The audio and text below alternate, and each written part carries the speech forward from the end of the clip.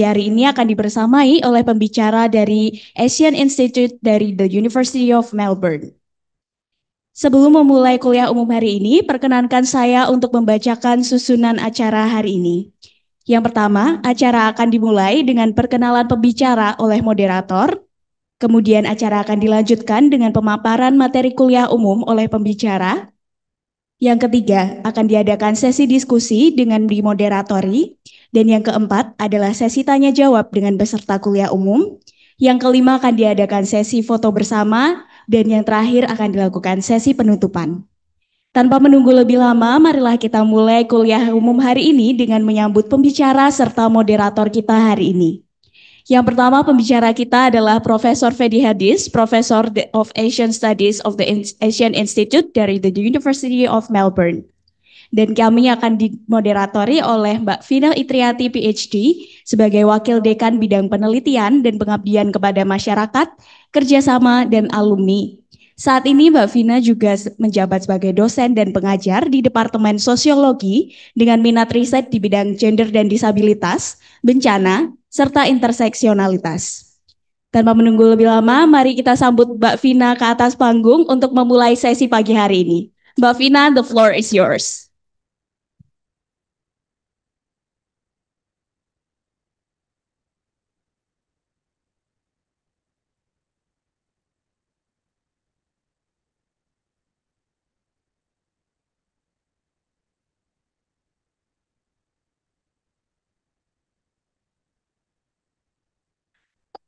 Selamat siang, Assalamualaikum warahmatullahi wabarakatuh. Salam kenal, saya Vina. Tadi sudah diperkenalkan juga oleh Mbak Venus ya, MC kita pada siang hari ini. Sangat berbahagia kita bisa berkumpul ya pada siang hari ini untuk berdiskusi. Tapi sebelumnya kita mendengarkan kuliah dulu dari Pak Fedi ya. Pak Profesor Fedi Hadis ini adalah seorang profesor dari University of Melbourne dan saat ini beliau adalah visiting professor di fakultas kita tercinta dan beliau sangat kajian-kajian beliau sangat fokus pada ekonomi politik, sosiologi politik, studi di Asia dan juga karya-karya beliau itu sangat prominent ya, terutama buku beliau soal Islamic populism in Indonesia and in the Middle East dan localizing power in post-authoritarian in Indonesia dan pasti masih banyak lagi yang terbaru yang mungkin nanti kita perlu update langsung dari beliau. Nah, pada siang hari ini kita akan berdiskusi soal tema yang sangat menarik ya. Mungkin kita udah lihat di poster ya, masa depan demokrasi di era populer diskonten gitu. Nah, kita di Indonesia, demokrasi di Indonesia ini pernah dipuji ya sebagai model transisi yang paling sukses di Asia Tenggara, namun sekarang berada di persimpangan jalan yang kritis gitu. Di tahun kedua pemerintahan Presiden Prabowo ini negara kita diguncang oleh gelombang ketidakpuasan rakyat atau popular diskonten yang masif ya. Kemarin kita sangat merasakan sendiri di berbagai kota di Indonesia ada banyak sekali gerakan-gerakan protes yang kemudian jadi simbol gelombang kemarahan nasional ya. Dan nanti mungkin bisa dijelaskan juga oleh Pak Fedi bahwa ini juga tidak hanya terjadi di Indonesia tapi di berbagai belahan dunia juga gitu. Nah, dalam kuliah ini ada banyak pertanyaan kunci, nanti mungkin tidak semua bisa dijawab, tapi dari hasil diskusi atau pertanyaan teman-teman mungkin akan ada pertanyaan lanjutan gitu dari topik kita pada siang hari ini. Jadi ada beberapa pertanyaan kunci, misalnya mengapa social discontent terjadi di seluruh dunia saat ini? Atau ekspresi kemarahan sosial atau ketidakpuasan sosial itu terjadi di berbagai belahan di dunia dan ekspresinya seperti apa? Apa persamaan dan perbedaannya dan kemudian hasilnya seperti apa? Dan mengapa demokrasi saat ini yang existing tidak bisa mengakomodasi social discontent yang jadi tren di berbagai belahan di dunia dan sejauh mana itu komparasinya yang terjadi saat ini ya di Amerika Serikat, di Asia Tenggara, di Eropa, di negara maju maupun di negara-negara lain seperti Nepal dan lain-lainnya. Kemudian apa hubungan antara krisis demokrasi dengan kesenjangan sosial dan sejauh mana pengaruhnya ke dalam ekspresi social discontent itu sendiri. Monggo kita sambut Pak Fedi. Kita akan dengarkan kuliah beliau. Kemarin beliau meminta kita informal saja supaya ada engagement di antara kita dan ada kenyamanan sehingga kita nyaman ya untuk mengekspresikan pendapat kita soal tema pada siang hari ini. Silakan Pak Fedi.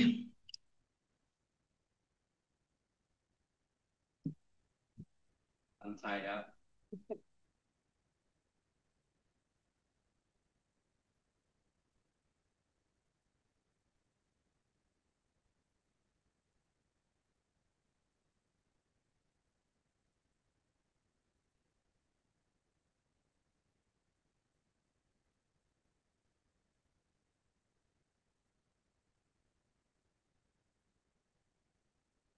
Halo, halo. Ya, oke. Jadi melanjutkan tadi yang dikatakan Ibu Vina,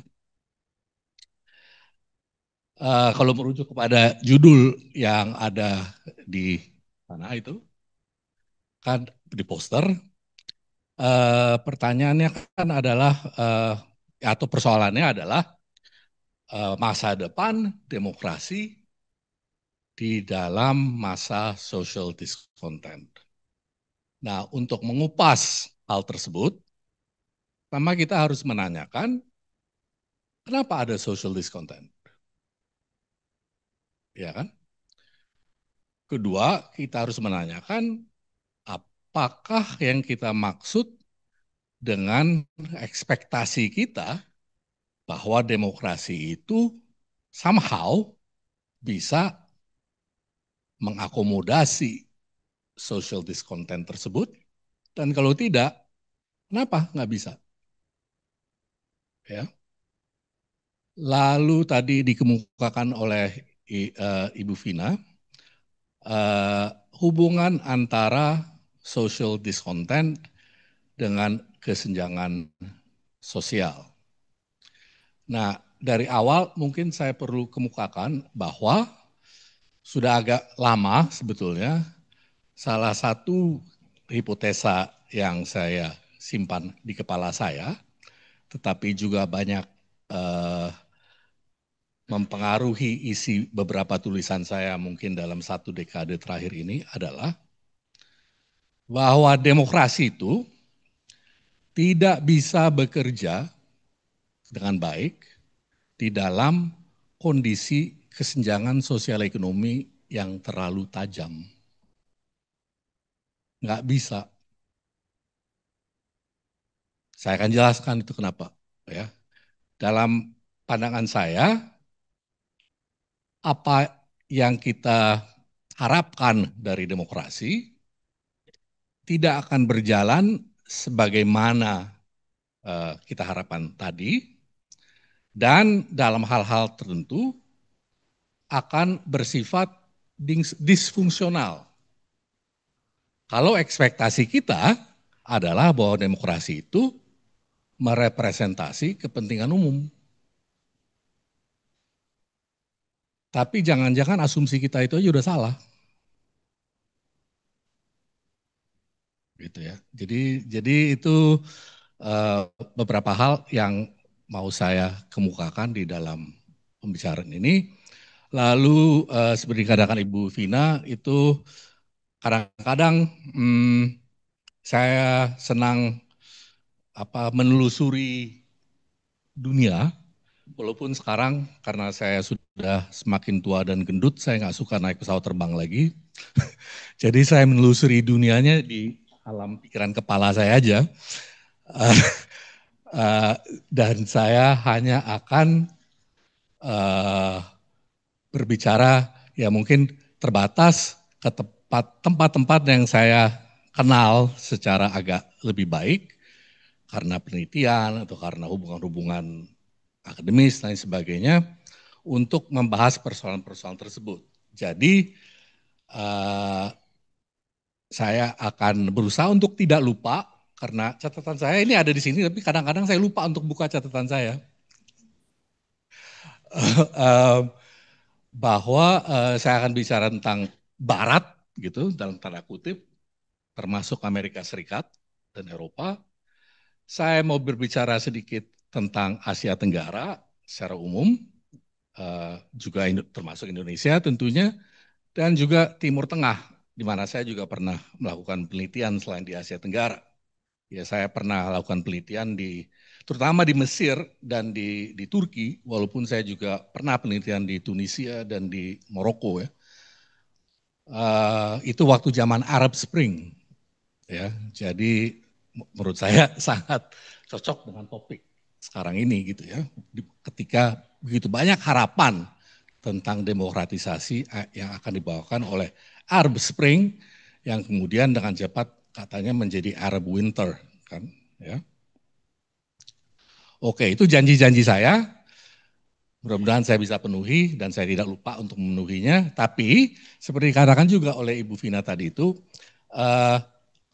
kalau misalnya ini ya, saudara-saudara di sini merasa nyaman, silakan saja itu interupsi saya. Jadi kalau misalnya saya belum nanya apa-apa gitu, Anda mau bertanya gitu ya, misalnya nggak ada yang nggak jelas atau betul-betul, waduh Anda marah betul dengan yang saya bilang gitu, ya tanya aja nggak apa-apa supaya kita ada dialog gitu ya. Karena saya bilang sama Ibu Vina kemarin, kalau saya dengerin suara saya 40 menit saya bosen gitu. Ya, jadi kalau misalnya mau interupsi apa yang saya bilang silahkan gitu ya. Oke. Sekarang kembali kepada masalah discontent itu ya. Nah, menurut saya discontent itu memang ada hubungan langsung dengan perkembangan ekonomi global selama 40-50 tahun terakhir ini. Ya, itu adalah masa yang disebut sebagai neoliberalisasi global. Ya. Neoliberalisasi global itu dampaknya banyak sekali. Tapi dampaknya bervariasi di setiap tempat di bumi ini tergantung dia itu terintegrasi dalam sistem ekonomi global dengan cara apa. Ya, misalnya apakah sebagai produsen manufaktur teknologi tinggi, sebagai produsen yang semata-mata padat karya, sebagai pemasok bahan mentah, sebagai pemasok minyak atau apa gitu ya, sebagai pusat finansial, ya. Nah, jadi semuanya berkaitan dengan itu dalam arti bahwa walaupun di hasil dari neoliberalisasi global ini adalah dunia yang semakin menyatu gitu ya, karena modal bisa pindah kemana-mana dengan lebih mudah, bahwa teknologi, komunikasi dan lain sebagainya itu juga semakin mengeratkan semua orang, lalu teknologi transportasi juga membuat kita bisa terbang kemana-mana, walaupun sebagai orang Indonesia seperti saya nggak bisa juga karena perlu visa untuk kemana-mana. Yang harus saya ingatkan kepada rekan-rekan saya di Australia yang tinggal naik pesawat terbang kalau dia mau ke Jerman, saya bilang, oh saya perlu 2 minggu untuk apply visa dulu gitu. Ya, bahkan sekretaris saya dulu bingung, loh kok saya lebih gampang pergi ke luar negeri daripada Bapak. Gitu. Jadi ada dampak dan dia memang menghasilkan kekayaan material, produksi gitu ya, yang jauh lebih tinggi daripada masa-masa sebelumnya. Tetapi yang dihasilkan juga adalah konsentrasi kekayaan yang jauh lebih besar daripada sebelumnya. Ya. Jadi kalau dibilang antar negara itu kelihatannya kurang ya? Oh, oke. Okay. Kalau di antar negara data-datanya itu sangat skewed gitu ya dengan munculnya Cina. Kelihatannya dunia semakin merata gitu ya. Kalau kita masukin data Cina. Tapi kalau kita tidak masukkan data Cina, ya tingkat pemerataan yang terjadi antar negara karena neoliberalisasi ini sebetulnya nggak sehebat sebagaimana didengungkan. Tapi lebih penting lagi sebetulnya adalah kesenjangan sosial di dalam masyarakat spesifik. Jadi dari Amerika sampai Rusia sampai pun kepada negara-negara yang secara tradisional bersifat egaliter seperti masyarakat Skandinavia, ya, dan masyarakat berkembang, ya, termasuk Mesir, termasuk negara-negara Afrika Utara. Saya tahun lalu ke Afrika Selatan.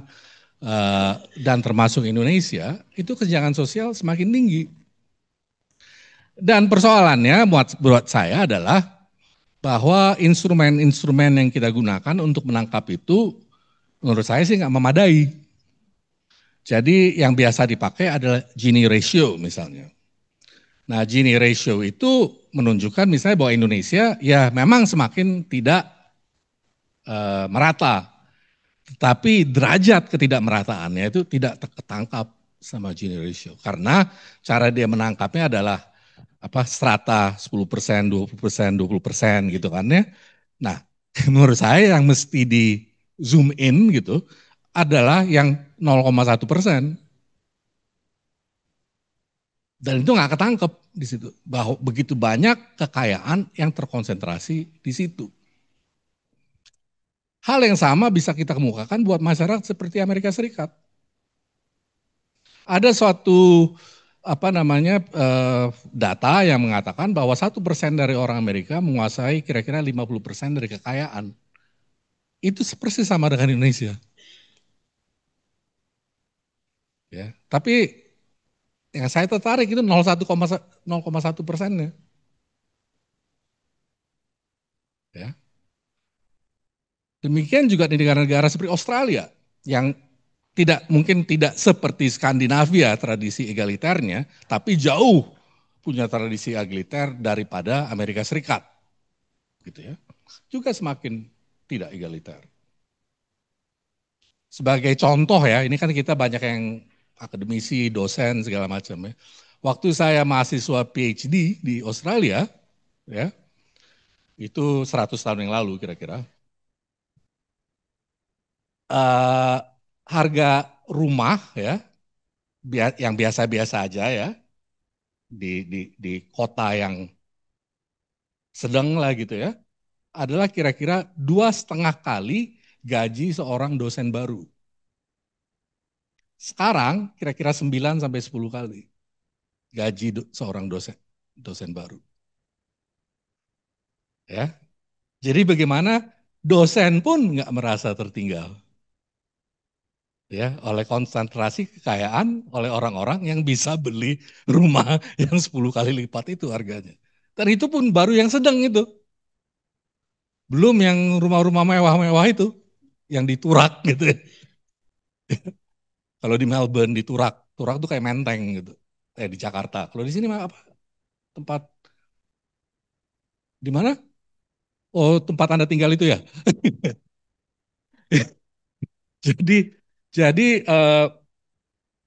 Jadi itu kondisi yang saya sebut kondisi objektifnya lah gitu ya. Ya.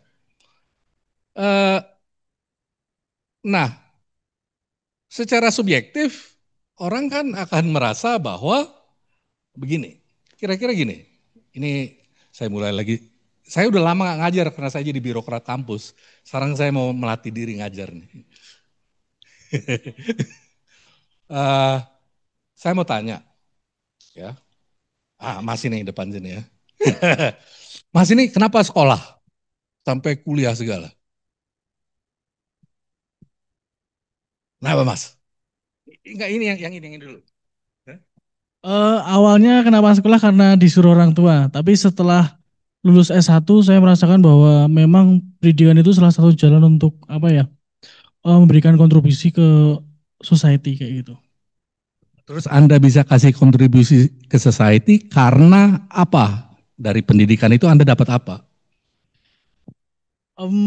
Mendapatkan Kalau menurut saya mendapatkan insight dari orang lain ataupun mungkin pembelajaran dari orang lain sehingga itu bisa saya terapkan di misal kayak di Karang Taruna di desa saya. Oke, jadi Anda dapat pengetahuan dan skill kan ya? Oke, kalau Anda gimana? Yang pertama, kalau untuk pendidikan itu memang pertama itu dari ajakan orang tua agar eh, bisa hidup dengan baik dalam artian masa depan itu ada arahnya. Lalu setelah saya ini selesai S1 itu saya merasakan bahwa setelah saya mengalami pendidikan itu saya bisa memperluas perspektif untuk melihat suatu masalah itu dari berbagai sisi, tidak hanya satu sisi saja. Jadi dapat pengetahuan, dapat skill, ya, sehingga bisa mempunyai posisi dan peran untuk menggunakan pengetahuan dan skill tersebut, tapi juga ya hidup lebih baik, ya kan, mobilitas sosial gitu ya. Nah, saya diajarkan begitu juga kan, ya. Tapi pengamatan saya sejak saya mulai dulu ngajar di Singapura, 25 tahun yang lalu saya mulai ngajar di Singapura, lalu saya mengajar di Australia. Kesan saya adalah semakin ke bawah ya generasinya semakin merasa dibohongi oleh janji-janji itu. Jadi gue sekolah nih, tapi kok gue nggak bisa mengalami mobilitas sosial. Kok yang mengalami mobilitas sosial adalah teman-teman gue yang goblok. Tapi orang tuanya kaya.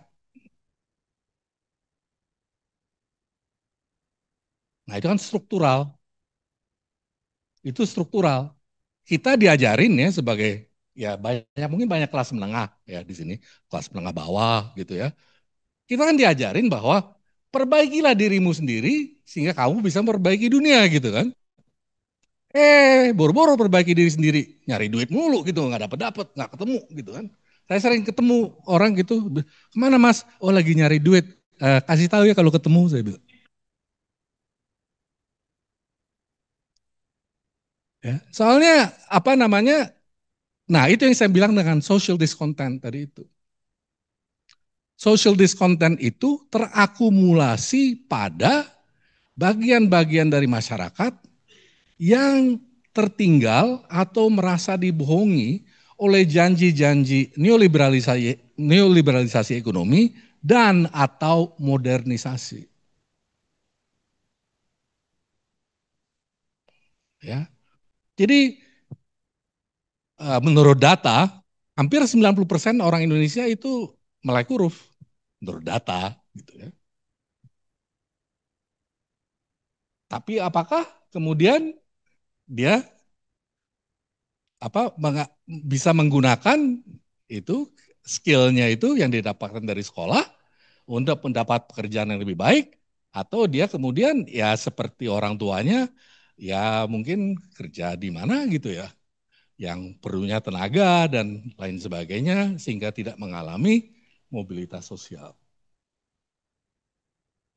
Dan saya bilang tadi semakin ke bawah generasinya semakin perasaan itu menurut saya mencuat.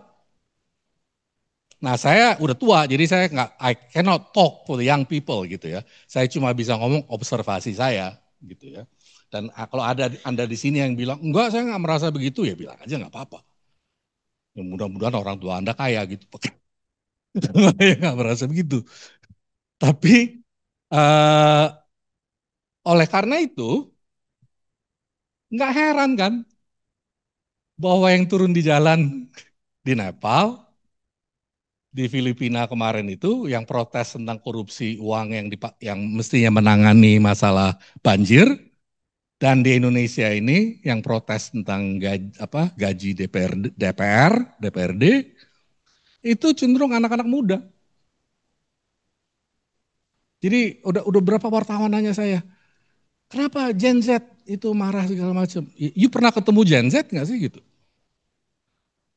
Ya lihat kondisi objektif dari mereka dan posisi mereka dalam masyarakat gitu loh. Kalau saya ya, ini karena saya banyak tinggal di Australia. Nah, sebagai contoh aja, anak saya tinggal sama saya, nggak bisa beli rumah dia. Ya, padahal di Australia punya rumah itu adalah secara tradisional, kan tiap masyarakat tradisinya beda-beda ya. Kalau di Australia itu punya rumah adalah bukti bahwa sudah dewasa. Ya, jadi it's taken for granted gitu loh. Itu beda dengan di Inggris dan segala macam, Amerika beda banget. Di Amerika you rent for the rest of your life gitu. Itu umum gitu. Ya. Jadi anak-anak muda di Australia yang saya ketemuin tuh, kalau di University of Melbourne banyak yang orangnya relatif kaya. Tapi kalau saya pergi ke tempat-tempat lain gitu di mana demografinya beda, itu mencuat gitu loh. Apalagi di kalangan minoritas double minority gitu ya. Misalnya orang-orang migran, migran yang Islam. Kenapa kemudian ada gerakan-gerakan anti imigrasi segala macam? Karena yang orang-orang putih ini, yang anak-anaknya juga nggak mengalami mobilitas sosial, merasa dia berkompetisi dengan imigran-imigran ini gitu loh. Yang mau terima gaji lebih kecil. Karena dia lebih nggak punya ini kan, nggak punya pijakan di dalam masyarakat. Ya. Jadi apa namanya demo-demo anti imigrasi di Australia belakang ini, di Amerika, di Inggris yang besar kemarin ini. Lihat aja orang-orangnya. Rata-rata laki-laki dan muda. Kenapa laki-laki? Karena posisi sosialnya yang merasa paling terancam. Ya. Bukan hanya imigran ngambil posisi mereka, perempuan juga.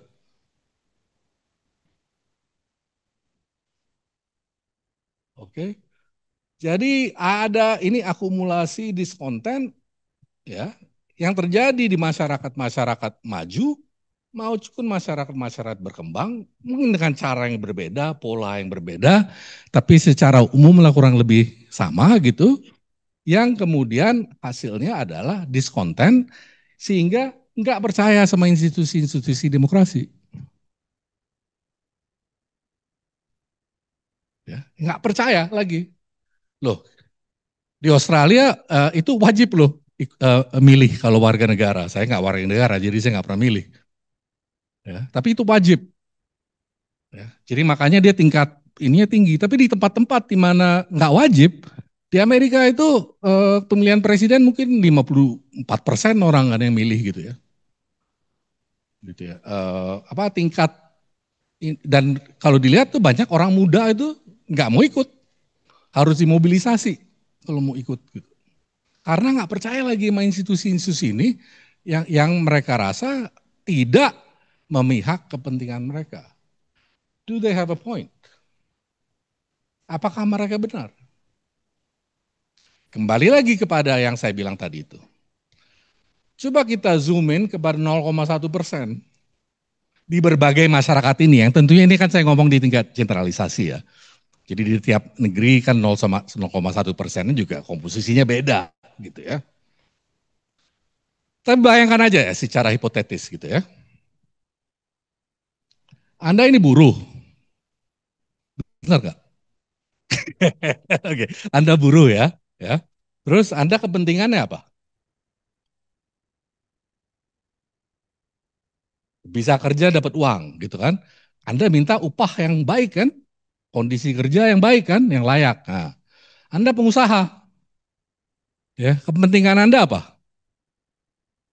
Dapat untung. Nah, dia minta gaji tinggi-tinggi nih. Kamu maunya apa? Terus kerja sesuai Hah? isinya sebagai pengusaha. Iya, kamu pengusaha, bukan kamu sekarang. Saya nggak tahu kamu benar-benar pengusaha atau bukan. Gitu. Seandainya kamu pengusaha, ini minta gaji tinggi, kamu reaksinya gimana? Kerja yang benar. Terus dia bilang, udah kerja yang benar kok gaji gue nggak naik-naik. Ya sudah, dikasih aja Mas. Kasih aja, benar. Wah baik, bener Anda sebagai majikan. kasih dia perusahaan biar buru-buru nggak mogok gitu. Tapi yang lebih lazim, karena saya memang kebetulan penelitian buruh di sini. Kira-kira setahun yang lalu ya. Dan saya penelitian buruh di Turki juga. Cenderung yang dibilang adalah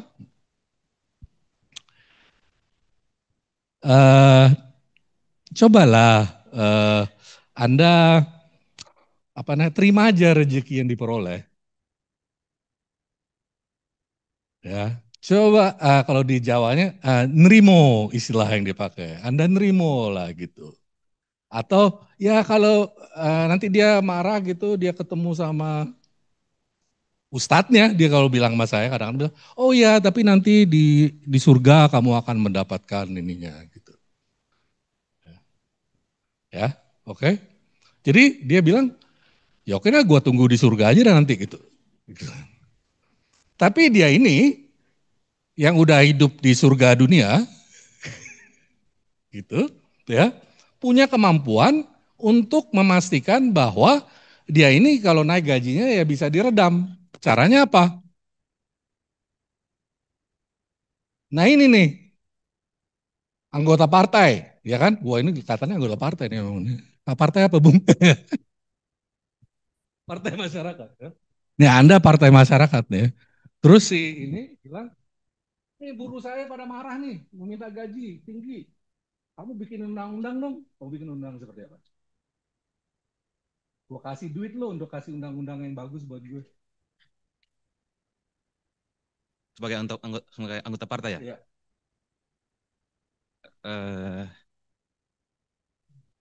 Buat undang-undang untuk undang-undang cipta kerja yang kemarin. Ya iya, betul. Undang-undang cipta kerja yang kemarin.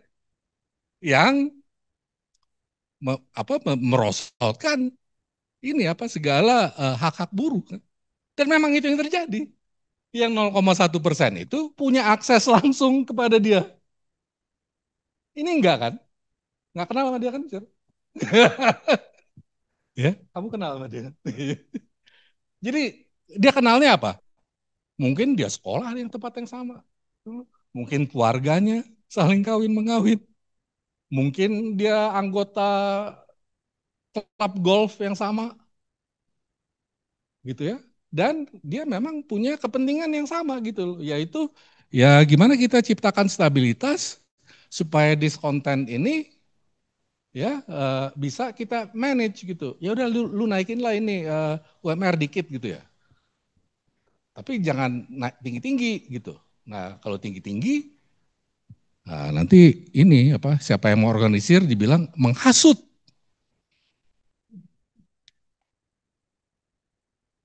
Ya kan?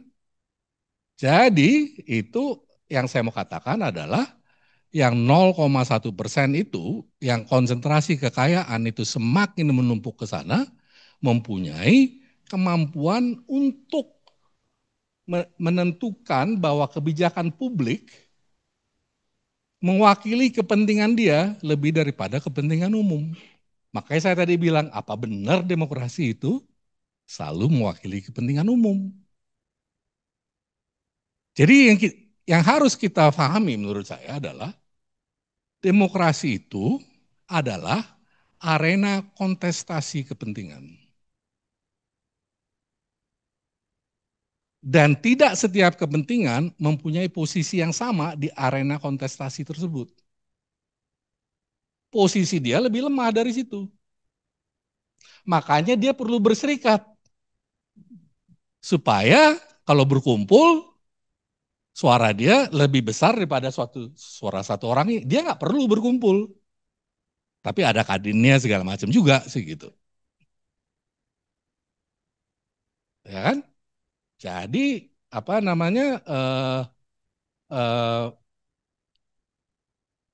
krisis demokrasi sekarang ini menurut saya, apa itu di masyarakat barat, di mana masyarakatnya demokrasi yang lebih mapan, maupun di tempat seperti Indonesia di mana demokrasinya ya masih ugal-ugalan gitu, ya orang semakin skeptis dengan institusi-institusi demokrasi, walaupun bukan berarti mereka menolaknya loh. Ya, sebagian besar orang ini mungkin bisa koreksi saya kalau saya salah. Sebagian besar orang Indonesia masih mau ada demokrasi yang saya ketahui ya. Walaupun semakin benar kan ya pollingnya gitu ya. Ya, tapi walaupun semakin skeptis dengan institusi-institusinya, terutama DPR dan partai dan semacam dan itu. Itu bisa berubah sih, lama-lama bisa nostalgia kepada Orde Baru dan lain sebagainya. Kayak di Nepal ini juga ada nostalgia kepada raja. Seperti di Jerman ada nostalgia kepada Hitler. Seperti di Italia ada nostalgia pada Mussolini. Ya. Jadi itu arena kontestasi yang sifatnya tidak seimbang. Ya. Dan perkembangan sosial ekonomi secara global dan di dalam manifestasinya di tingkat nasional di mana-mana gitu ya. Itu menentukan bahwa semakin tidak berimbang. Oke.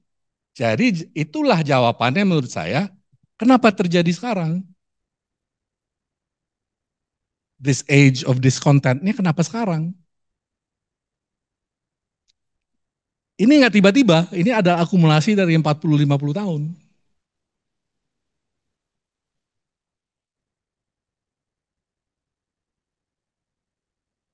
Oke.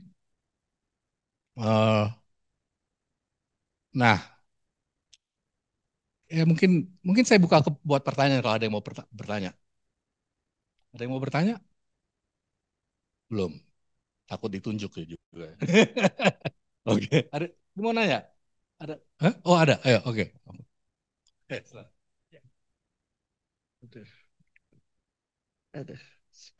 Oke. Permisi, Prof. Hafiz.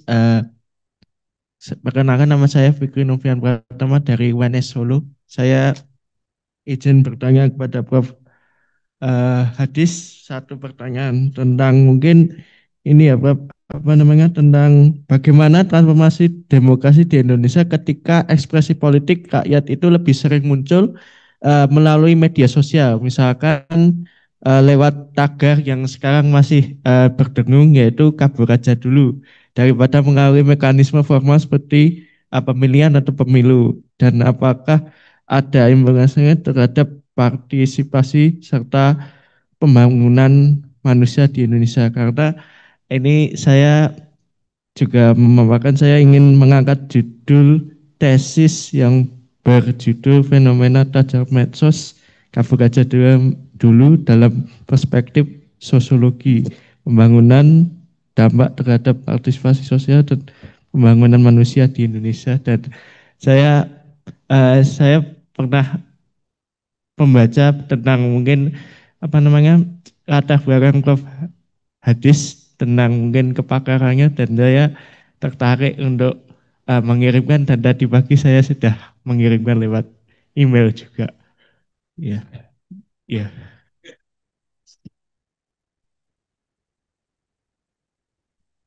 Oke. Jadi gini, waktu saya ke Timur Tengah ya, Mesir terutama, itu orang bicara bahwa medsos itu adalah alat perjuangan politik demokrasi dan partisipasi. Ya. Saya menemukan itu juga pemahaman seperti itu ada di berbagai tempat gitu ya, karena memang ada benernya gitu. Tetapi menurut saya ya, media sosial dan ya, internet gitu ya secara lebih luas itu pun adalah arena kontestasi. Jadi berbagai pendapat bisa diajukan di sana, tetapi tidak semua pendapat posisinya sama. mereka yang mempunyai modal untuk membuat pendapatnya viral misalnya gitu ya, lewat cyber army, buzzers, influencers dan sebagainya, itu akan lebih mempengaruhi apa yang ada di medsos. Makanya juga itu apa namanya di Amerika Serikat itu orang kayak Charlie Kirk segala itu bisa muncul gitu. Atau si orang Inggris yang anti perempuan itu siapa itu yang lari ke Rumania itu namanya siapa itu? Aduh, yang misoginis banget itu siapa sih? Andrew Tate. Ya, itu bisa muncul gitu loh. Ya. Jadi menurut saya teknologi itu tidak serta-merta bersifat demokratis. Dia arena kontestasi juga dan sangat bisa untuk dipakai sebagai alat otoritarian. Waktu saya mengajar di Singapura, mahasiswa saya banyak yang bilang mereka aktivis di medsos. Karena kalau turun ke jalan langsung ditangkap di Singapura. Ya, jadi saya bilang sama mereka, prediksi saya dalam waktu dekat pemerintah akan bikin suatu kantor atau lembaga, isinya mungkin 100-200 orang, yang kerjanya full time adalah untuk menyangkal semua hal yang kamu bilang. Dan menurut saya memang itu yang terjadi di mana-mana sekarang.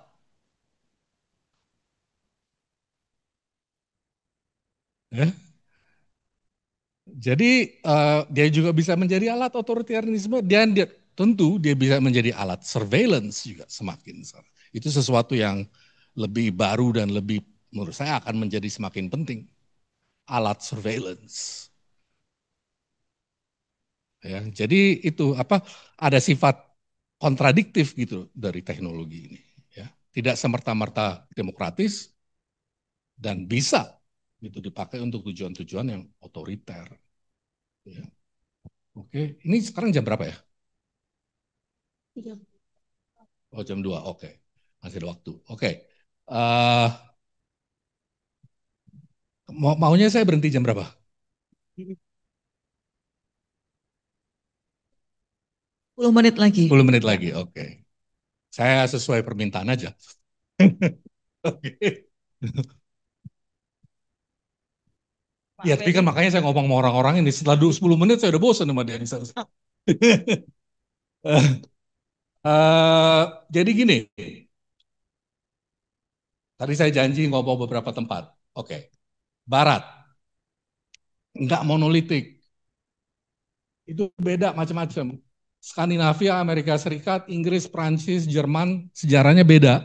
Walaupun kita sebut demokrasi liberal semua gitu. Contohnya, welfare state di Amerika Serikat nggak pernah semaju welfare state di Skandinavia misalnya. Alasannya apa? Di dalam sejarah pergumulan antara kepentingan tadi itu, gerakan buruh di Eropa jauh lebih kuat daripada gerakan buruh di Amerika. Ini juga nggak generalisir ya Eropa ya, karena nggak semua Eropa juga begitu. Ya. Dan sebetulnya welfare state itu, negara kesejahteraan, adalah kompromi kelas.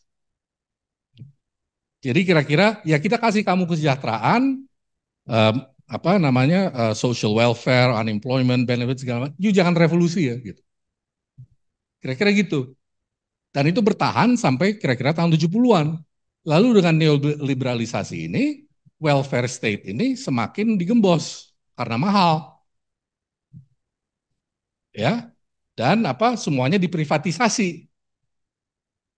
Akibatnya orang-orang yang kelas buruh yang tadinya atau kelas bawah gitu yang tadinya apa pro dengan partai buruh misalnya ya atau dengan welfare state itu merasa tertinggal. Ya, dia kan nggak, ya dia bingung gitu loh, dunianya berubah, kok beda sama babe gue gitu, atau mak gue gitu. Nah, mereka inilah yang cenderung, nggak semuanya, tapi sebagian yang cukup besar menjadi konstituente dari partai-partai sayap kanan.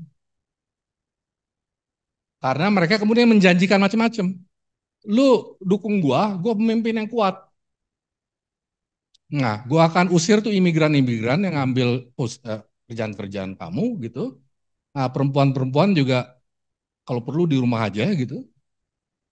Ya. Dan laki-laki ini sekarang itu yang apa punya aspirasi mobilitas, jadi mimpin rumah tangga lah macam-macam gitu. Ya, kembali kepada ini fitrah gitu. Ya, dan itu menarik buat mereka.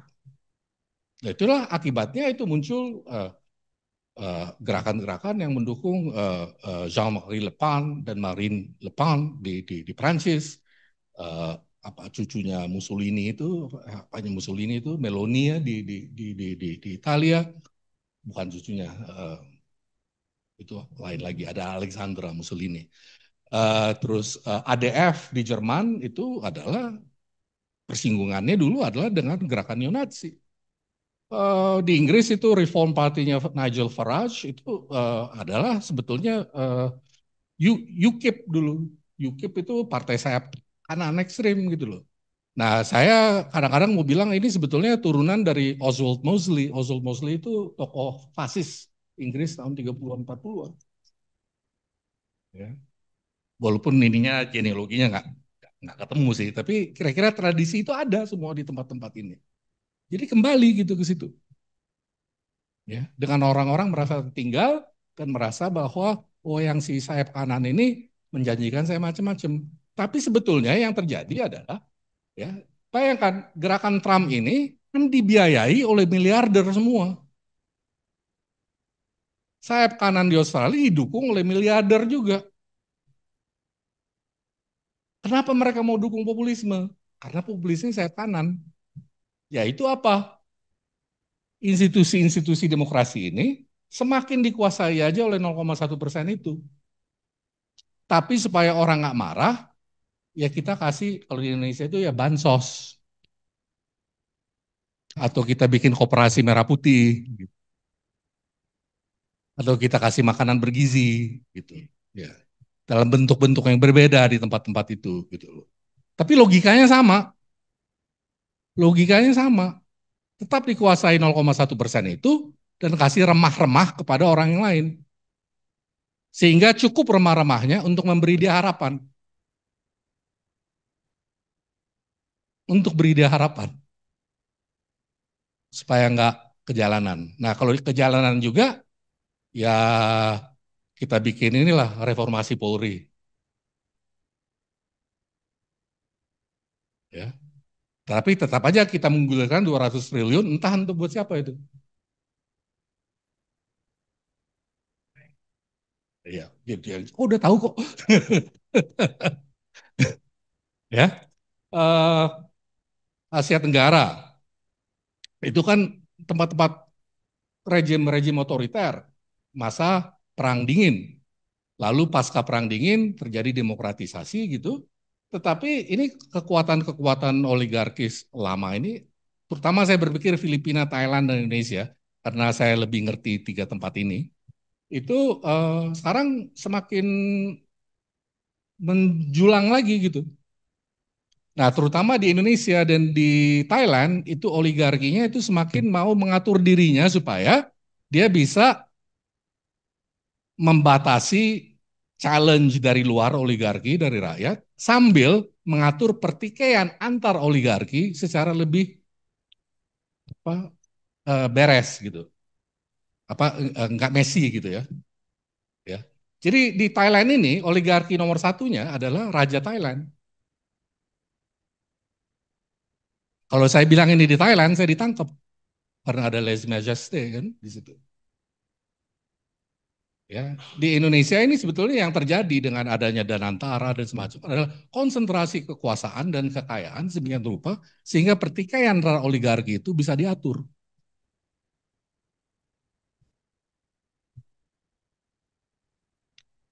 Di Filipina yang masih kacau. Ya. Timur Tengah, saya ngomong Mesir habis selesai, ini habis ini selesai. Mesir dan Turki itu oligarki lamanya itu di Mesir itu ada hubungan antara militer dan bisnis. Di Turki itu antara militer dan bisnis juga dan partai CHP. Ya. Nah, di Mesir Ikhwanul Muslimin muncul. Dibilang kita demokrasi ini sekarang nih. Kita nggak kayak zaman tahun 70-an waktu kita bunuh Sadat. Ya. Tapi dia sebetulnya, saya ke sana. Pikiran dia adalah dia mau menggantikan oligarki itu dengan oligarki dia sendiri. Gagal. Sapu sama militer. Di Turki, itu yang terjadi. Oligarki yang lama itu digantikan oleh oligarki di sekitar AKP. Tapi sekarang masih bertikai. Sehingga masih bertikainya begitu keras sehingga perlu kegiatan beralih kepada praktek-praktek otoriter. Jadi yang tadinya AKP maju karena dia Islam demokratis gitu. Nah, sekarang demokratisnya hilang karena dia harus ngelawan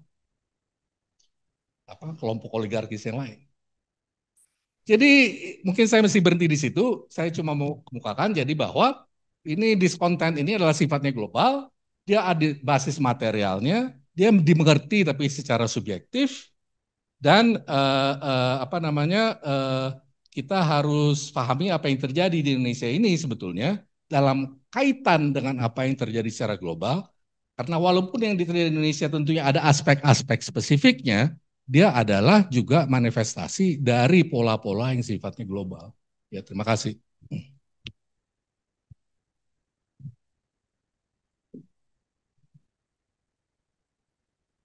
Pak Fedi duduk aja dulu Pak, kan capek ya 40 menit. Terima kasih banyak Pak Fedi, wah kuliahnya ini sangat menarik, sangat lintas disiplin ya, mulai dari sosiologi, hubungan internasional, kebijakan publik, social welfare, kemudian politik juga. Jadi sangat holistik gitu.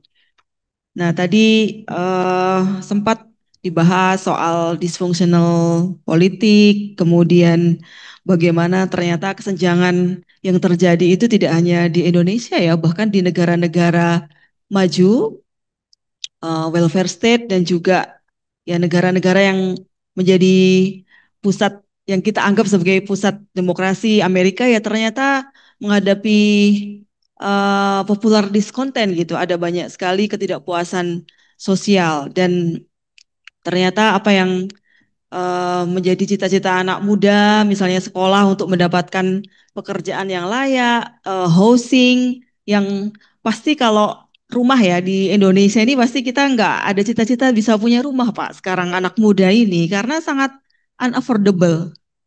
Pasti ya tadi yang 0,1% itu udah menguasai tanah dan modal di Indonesia sehingga ya yang kita yang remah-remah anak muda ini nggak kepikiran gitu punya rumah sendiri.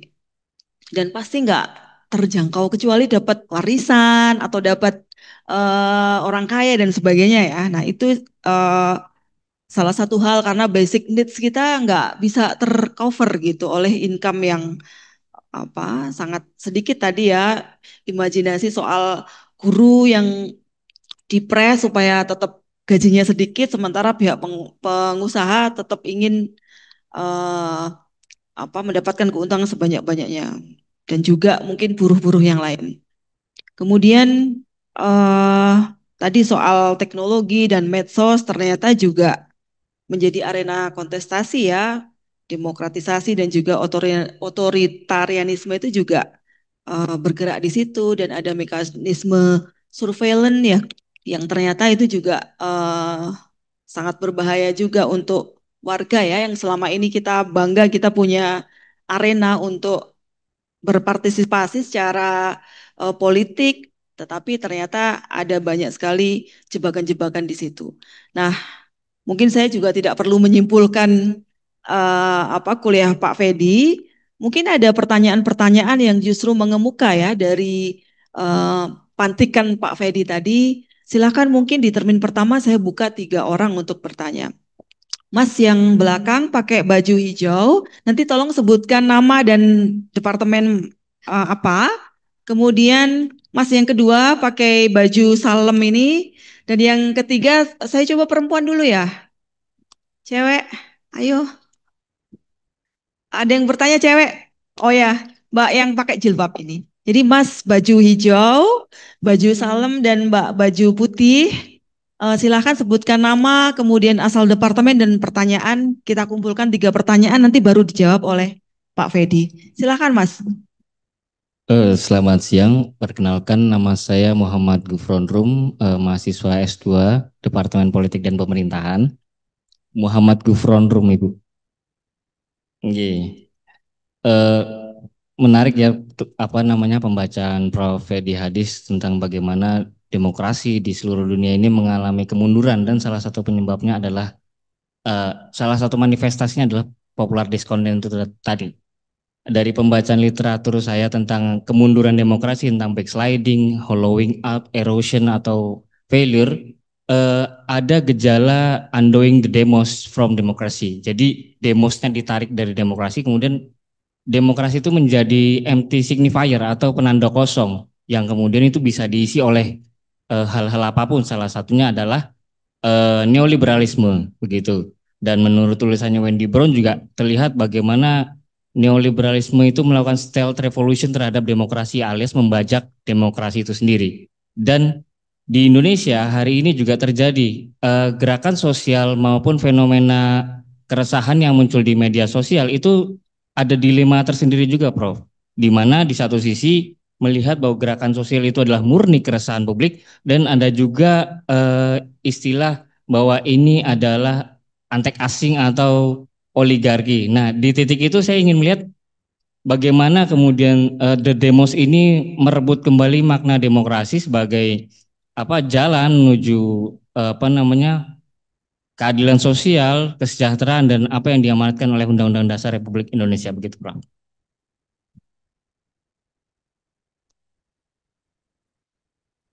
Dian Mas yang baju salem nih. Cek. Terima kasih Prof. Fedi Hadis.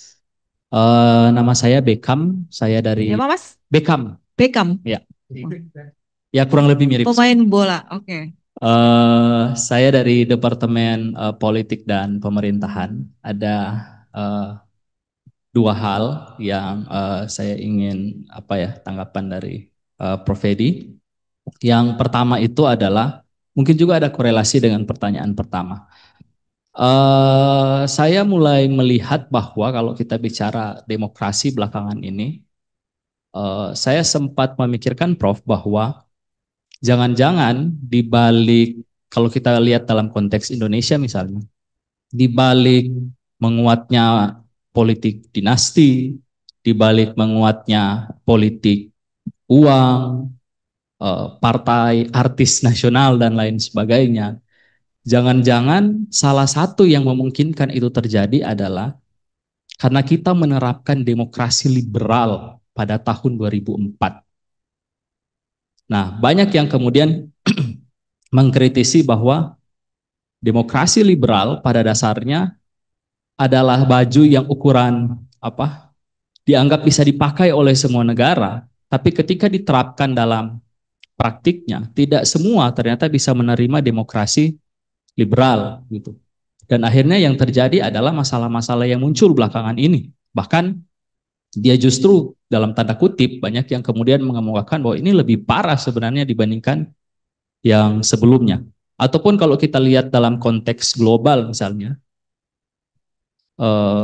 saya sempat berasumsi bahwa demokrasi ini kita harus rethinking kembali, utamanya soal demokrasi liberal, gara-gara di balik kemunculan seperti Donald Trump yang kemarin nyinyir-nyinyiran soal eskalatornya PBB gitu. Nah, itu memungkinkan Donald Trump lahir itu karena demokrasi liberal. Nah, jadi kira-kira menurut Prof. Fedi Hadis sendiri, bagaimana seharusnya demokrasi di Indonesia itu ditata? Yang kedua adalah ketika kemudian demokrasi liberal justru melahirkan masalah-masalah yang lain, kita mulai melihat kebangkitan China sebagai negara yang ekonominya sekarang sangat maju, tapi di satu sisi dia tidak mengadopsi demokrasi liberal seperti yang kita pahami. Nah, di saat itu muncul, Prof. Fedi, saya takut ke depannya negara-negara mulai melihat bahwa jangan-jangan jalan seperti Cina inilah yang terbaik untuk kita lakukan. Sehingga kemudian kalau kita perhatikan pidato-pidatonya presiden di Indonesia sendiri adalah kita mulai mengikuti gaya-gaya Cina sebenarnya gitu. Jadi apa ya?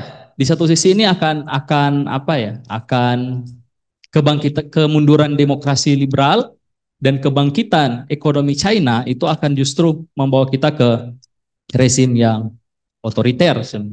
Nah, dari pendapat Prof. Fedi mengenai itu bagaimana? Dan terakhir, kalau berkenan Prof, sebentar saya mau minta tanda tangan dan foto. Terima kasih Prof.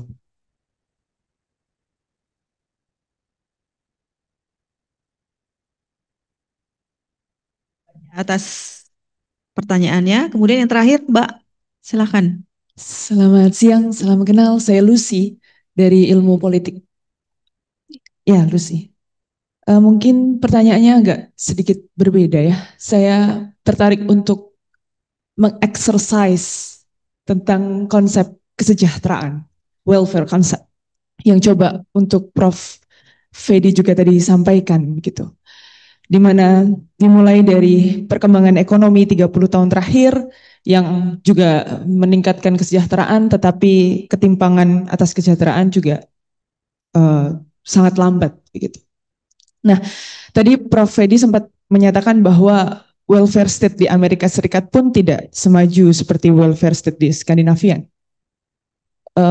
Dari beberapa bacaan yang saya lakukan, untuk membawa konsep welfare dalam negara demokrasi seperti di Indonesia pun itu banyak menggunakan konsep-konsep welfare yang Western minded begitu. Esping Anderson bicara tentang decommodification, yang dimana ketika seorang buruh terlepas dari jaringan pasar, seharusnya negara hadir untuk memberikan jaminan atas kesejahteraan. Itu mungkin terjadi di negara-negara yang Skandinavian yang tadi didiskusikan oleh Prof. Fedi. Tapi bagaimana dengan klaim-klaim demokrasi di Indonesia hari ini? Yang mungkin kesejahteraannya itu sifatnya iuran, BPJS, bansos itu juga mungkin iuran gitu ya, mekanisme-mekanisme yang dia tidak hadir given from the state, tapi kesejahteraan itu sebagai sebuah strive for welfare, sesuatu yang diperjuangkan. It's from below to top, it's not top from to the below. So saya pengen gitu melihat bagaimana konsep welfare kemudian bisa cocok begitu ya diterapkan di Indonesia demokrasi yang mungkin lebih humanis begitu, tidak terlalu memaksakan seperti Anderson idea. Thank you. Terima kasih. Silakan langsung saja Pak Fedi ditanggapi. Iya, demos sebagai empty signifier yang bisa diisi dengan apa aja gitu ya. Itu memang sebenarnya udah lama terjadi juga ya. Pernah dengar tentang Republik Rakyat Demokrasi Jerman? Itu kan negara otoritarian. Democratic Republic of Congo. Itu kan negara otoritarian gitu ya. Jadi bukannya sekarang aja gitu ya. Demokrasi Pancasila-nya Soeharto. Ya. Ya, jadi apa namanya dari dulu sampai sekarang kata demokrasi itu pun is contestable.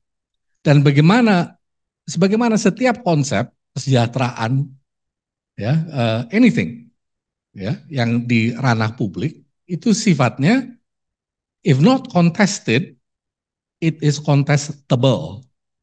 Ya, dalam arti dia terbuka untuk menjadi ajang pertarungan, tetapi dia mungkin tidak benar-benar ada yang bertarung terhadapnya karena ada satu yang terlalu dominan. Ya, oke. Tapi intinya it is contestable even though it is not contested gitu kan. Nah, di dalam kondisi seperti sekarang ini, ya, yang terjadi bukan hanya di Indonesia atau di mana-mana adalah memang competing definitions of democracy. Jadi Donald Trump ini bilang dia demokratis, dia pro kebebasan berpendapat, kecuali pendapatnya mengkritik dia. Ya kan? Yang saya mau kemukakan tapi ini terjadi memang di tingkat diskursus, tetapi dia tidak terjadi di tingkat diskursus secara mengawang-awang. Karena diskursus itu harus dibawakan oleh agen sosial. Agen sosial itu punya kepentingan. Dan agen sosial itu posisinya di dalam struktur sosial nggak sama. Ada yang bisa mempergunakan senjata, ada yang bisa mempergunakan modal, ada yang bisa mempergunakan organisasi, ada yang nggak bisa ngapa-ngapain. Ada yang bisa nulis di Kompas, tapi nggak dibaca, gitu kan? Ya, jadi apa namanya? Memang itu sesuatu yang bisa theoretically bisa direbut. Cuma kita mesti memahami sebagai analis, gitu. What is the constellation of power yang ada? Apakah semua kemungkinan definisi sama mungkinnya untuk menang? Ya enggak. Yang mana yang mungkin menang? Gitu, ya. Nah, kalau idealnya salah satu yang kita ingin menang gitu ada di dalam ajang pertarungannya tentunya, gitu kan. Nah, tapi kita harus lihat kalau misalnya kita mau demokrasi yang entahlah, taruh aja untuk sementara yang liberal gitu. Gimana mau demokrasi liberal? Ada partai liberal nggak di Indonesia? Mau demokrasi sosial? Ada partai sosial demokratis di Indonesia? Gitu kan? Ya. Tapi ya saya setuju, memang perlu direbut lagi karena itu definisinya itu ya semakin dikuasai oleh 0,1%, ya semakin definisi itu akan menguntungkan yang 0,1% itu aja gitu. Tapi bukan berarti bahwa massa yang lain itu kemudian hanya karena dia bersifat masif gitu ya, kemudian bisa bertarung melawan 0,1% itu. Ya. Nah, tugasnya kita ini sebetulnya adalah bagaimana sebetulnya ya bisa membantu untuk mengembangkan suatu diskursus demokrasi yang mempunyai basis kemasyarakatan seluas mungkin. Nah, itu yang susah kadang-kadang. Kadang-kadang saya ngomong sama orang-orang yang katanya dia pro demokrasi, tapi kok dia rasis sama Cina. Kadang-kadang saya ngomong orang-orang yang pro demokrasi, tapi dia fobia dengan Islam. Kadang-kadang ngomong sama demokrasi gitu, yang pro demokrasi, tapi dia nggak mau dukung yang ini karena katanya wah kakeknya dulu komunis.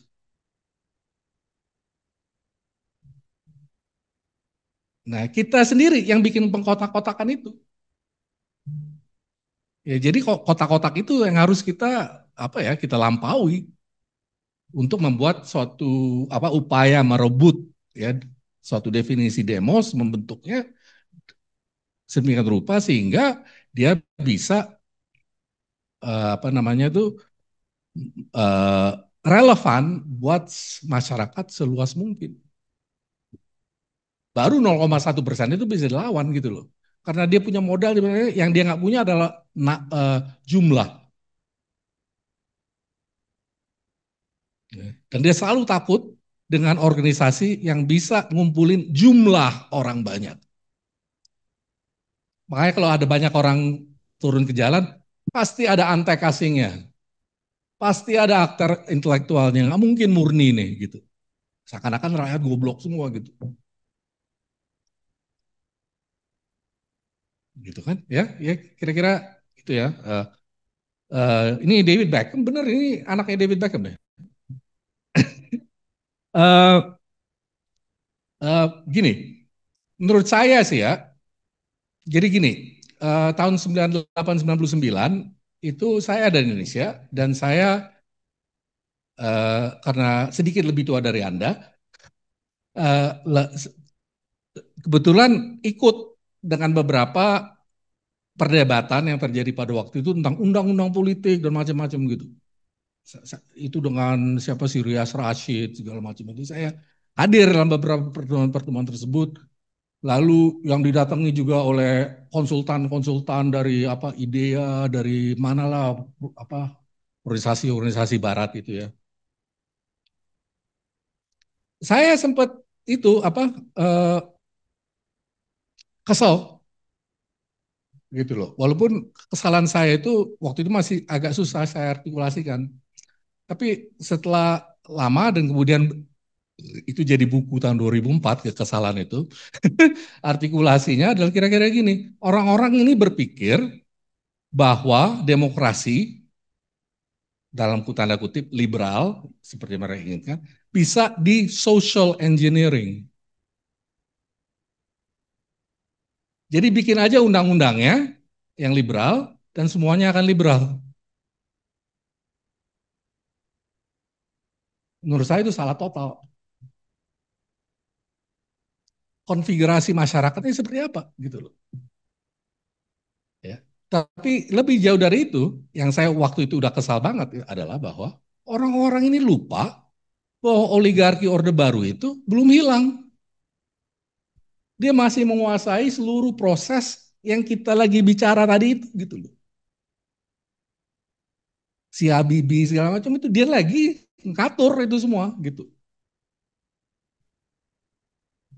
Mana mungkin dia mau bikin seperangkat undang-undang yang akan menghancurkan dirinya sendiri. Jadi menurut saya sih ya, dan ini akan dibicarakan besok, 99, 98 sampai 2001 yang kita bikin undang-undang itu banyak, itu hanya upaya oligarki menyelamatkan diri dari hancurnya otoritarianisme. Dengan cara beradaptasi terhadap demokrasi. Mau pakai bahasa liberal segala macam, oke, yang penting gue selamat dulu gitu. Tapi setelah 2000, bilang 2004, itu yang ada pilkada sung segala macam itu kan. Menurut saya ya, antara 2001 dan 2014, yang terjadi bukan demokrasi liberal di Indonesia. Yang terjadi adalah berkembangnya demokrasi iliberal justru. Yaitu demokrasi di mana ada pemilu, partai, dan segala macam, tapi hak asasi manusia, hak minoritas, dan sebagainya, itu tidak dilindungi. Di mana kepentingan dari kelompok-kelompok elit, gitu, tetap yang menguasai institusi demokrasi. Dan itu yang sekarang memungkinkan resentralisasi kekuasaan yang sedang terjadi sekarang. Sehingga kan reformasi itu kan kekuasaan menjadi lebih terdesentralisasi gitu ya. Sekarang kalau you lihat yang terjadi adalah resentralisasi. Gitu. Jadi persoalannya buat saya bukannya bahwa kita terlalu bertumpu kepada demokrasi liberal, tetapi persoalannya adalah bahwa demokrasi kita dibajak oleh kepentingan-kepentingan iliberal. Itu yang menyebabkan sekarang ini gitu. Bahwa demokrasi kita dibajak. Bahwa Trump itu ada hasil dari demokrasi liberal, menurut saya yang lebih cocok adalah dia adalah hasil dari proses neoliberalisasi ekonomi yang berdampak kepada masyarakat Amerika, sehingga begitu banyak orang yang pabrik-pabriknya tutup, dulu kerja di pabrik-pabrik, tapi udah pindah ke Meksiko dan sebagainya itu, kehilangan pekerjaan, kehilangan identitas, lalu nyari toko sayap kanan untuk mengembalikan dia. Jadi bukan demokrasi yang menghasilkan dia, tetapi efek sampingan dari neoliberalisasi liberal itu. Oke. Yang terakhir itu soal kesejahteraan. Jadi memang betul, ya kita nggak punya duit kayak mereka ya. Norway itu punya minyak penduduknya 5 juta, gitu kan? dia punya forest segala macam gitu ya, dia punya sovereign wealth fund, nggak kayak Danantara tapi sovereign wealth fund-nya. Jadi kita memang nggak bisa kayak gitu, tapi yang mesti Mbak Lucy perhatikan juga ya adalah bahwa di negara-negara barat pun, termasuk tempat saya tinggal, Australia, semakin lama itu semakin user pay. Persis seperti yang Anda bilang itu, kayak BPJS segala macam itu. Jadi yang seperti Anda bayangkan itu sampai tahun 80-an, mungkin 90-an, semakin berubah itu. Jadi misalnya dulu anak saya nggak kerja, ya, lalu dia pergi ke Centrelink namanya untuk dia coba untuk dapat unemployment benefit. Boleh itu karena walaupun kita nggak warga negara, kita permanent resident. Jadi boleh. Tapi kemudian dilihat bahwa, pertama bapaknya duitnya terlalu banyak katanya. Saya profesor. Ya, jadi itu satu udah jadi rintangan buat dia. Kedua, kalau dia mau eligible, dia harus menunjukkan bahwa dia sedang nyari kerjaan. Yang ngeselin dia adalah bahwa dia harus ngirim surat kepada puluhan perusahaan yang nggak mau dengar dari dia gitu kan. You bayangin aja, ada jutaan anak muda mungkin gitu yang ngirim puluhan surat kepada ratusan perusahaan yang nggak mau terima surat-surat itu, tapi jadi syarat untuk dapat unemployment benefit. How ridiculous is that? Ya, jadi semakin kayak gitu justru, ya. Yang kita kerjakan itu justru adalah refleksi dari perubahan yang sedang terjadi di Barat, bukannya sesuatu yang kita bikin sendiri, gitu ya. Jadi kira-kira gitu ya, Pak. Oke. Ya. Oke, sangat menarik dan komprehensif ya. Kita jadi tahu soal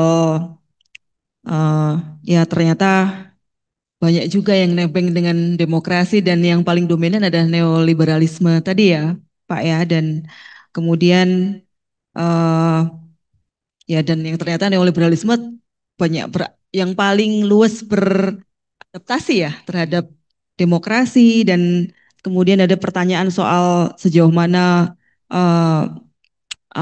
tadi ya sistem welfare itu juga kemudian bisa beradaptasi ya dengan sistem demokrasi yang sekarang ini. Dan tentu saja kalau melihat Indonesia, konteks Indonesia pasti ada banyak sekali taktik ya dari grassroots citizens gitu untuk kemudian ya mengcounter sejauh mana declining demokrasi, atau malah tadi muncul banyak tuntutan atau banyaklah taktik yang dipergunakan supaya masyarakat itu kemudian juga bisa survive ya, selamat dari berbagai macam krisis akibat mungkin tanda kutip ya incompatibility demokrasi yang mungkin sekarang nggak bisa bersandingan dengan banyak hal ya. Saya buka termin yang kedua, monggo silakan. Oke, Mbak yang jilbab biru, kemudian Mas yang pakai baju hijau, dan Mas yang pakai baju biru. Sekaligus 4 ya Pak ya, soalnya tanggung nih yang pakai baju hitam di bawah belakang. Silakan Mbak, nama dan dari departemen mana gitu. Baik, terima kasih atas kesempatannya. Perkenalkan, nama saya Mariam Jamilah, dari Mariam Jamilah atau for short MJ, dari Departemen Politik dan Pemerintahan. Pertanyaan saya itu seputar ada fenomena belakangan ini yang menarik perhatian saya, Prof, adalah tentang gerakan patriotic millionaires. Have you heard of it? Patriotic millionaires, ya kan?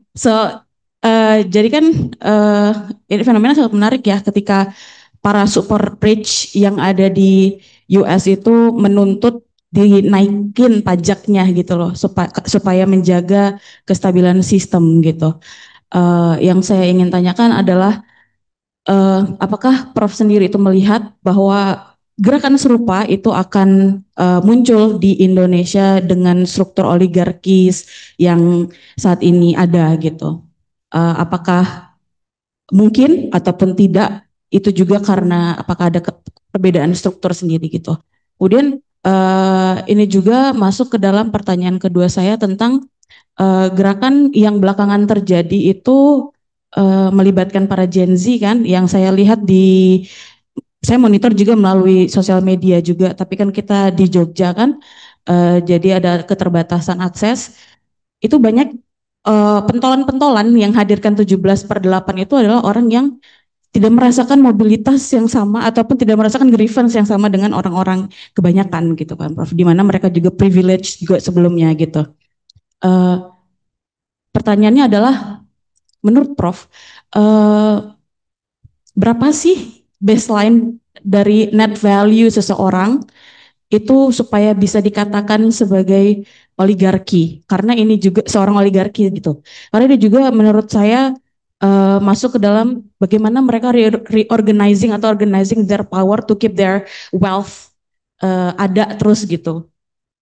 Karena tadi sempat disampaikan juga sama Prof tentang keeping the outside struggles within to keep the inside in check gitu kan.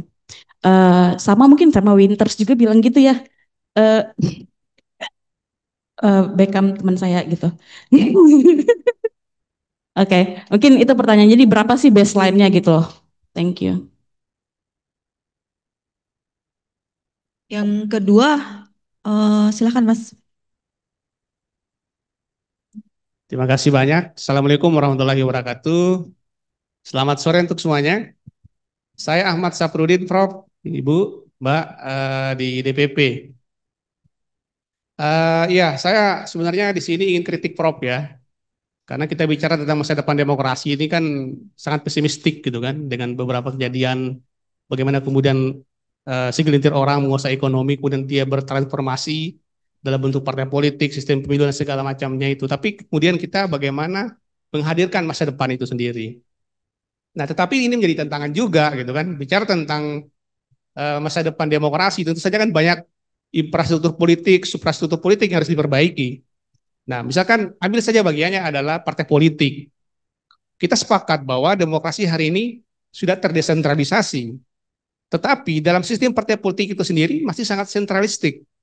Misalkan dalam pemilihan calon kepala daerah, misalkan dalam penentuan siapa yang akan maju menjadi calon bupati, gubernur atau wali kota dan seterusnya. Sangat sentralistik. Kalau tidak ada tantangan Megawati, Prabowo, SBY, Surya Paloh, maka mereka tidak akan bisa maju gitu kan.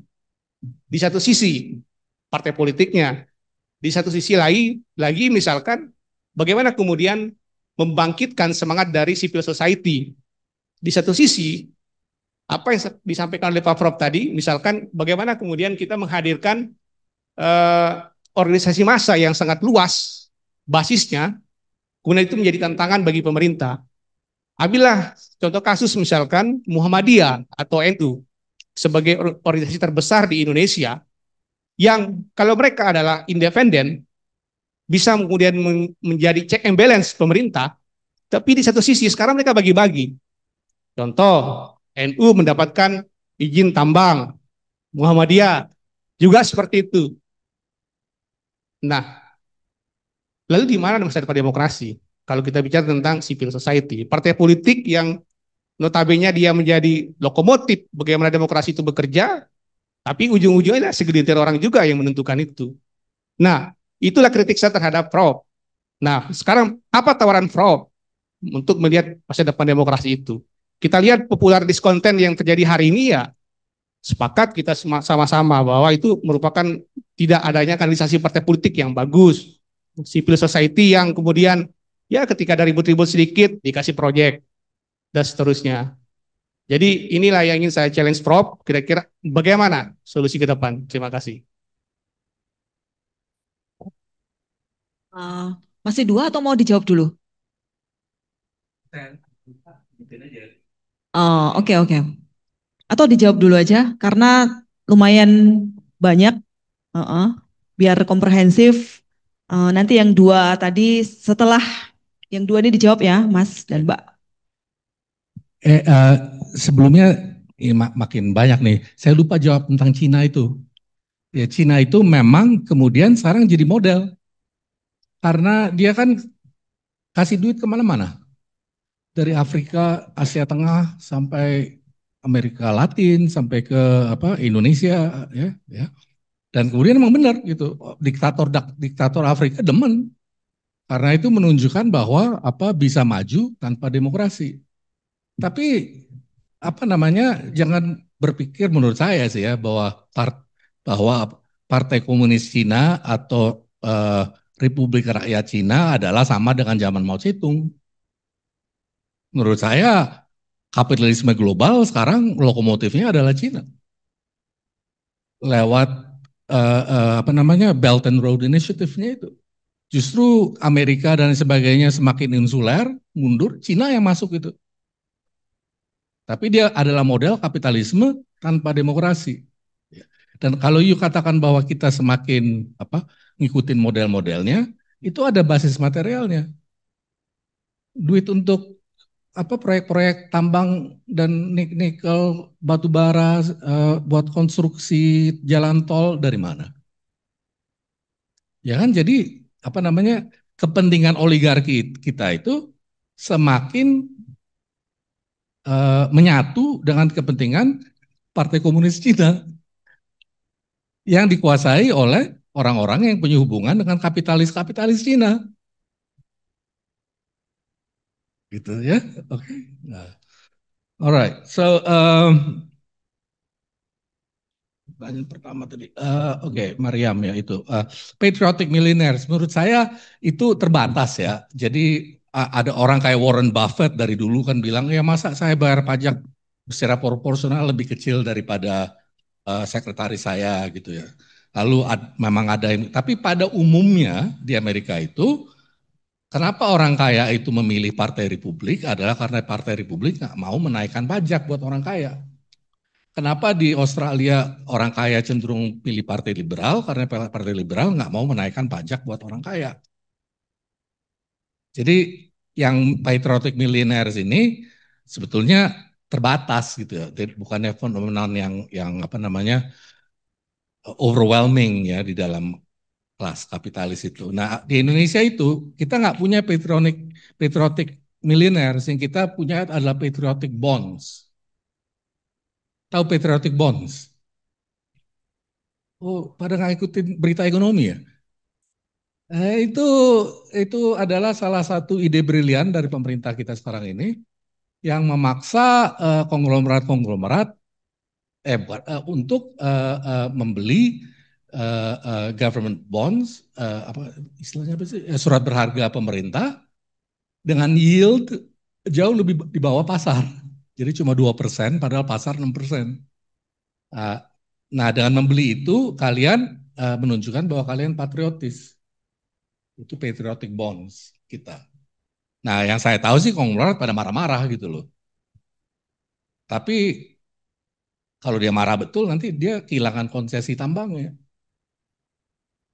Jadi ya dia ikut aja gitu. Yang kita punya adalah itu, bukannya patriotic bonds. Oligarki baseline-nya. Jadi gini, saya punya pengertian oligarki. Ini diceritain besok nih sebetulnya. Yang beda dengan orang lain. Ya, saya nggak hanya lihat oligarki sebagai orang kaya. Menurut saya oligarki itu nggak sama dengan plutokrasi. Plutokrasi adalah sistem yang dikuasai oleh orang yang punya uang. Oligarki adalah sistem yang dikuasai oleh orang terbatas. Tapi terbatasnya itu basis sosialnya bisa macam-macam. Ya, memang di dalam kapitalisme bisa dipikir bahwa yang terbatas itu adalah pemodal. Tapi menurut saya itu keliru. Karena buat saya oligarki itu bukan hanya orang-orangnya gitu, tapi dia adalah suatu struktur sosial kekuasaan. Struktur sosial kekuasaan yang menggabungkan kepentingan antara birokrasi atas, politisi atas, dan big business.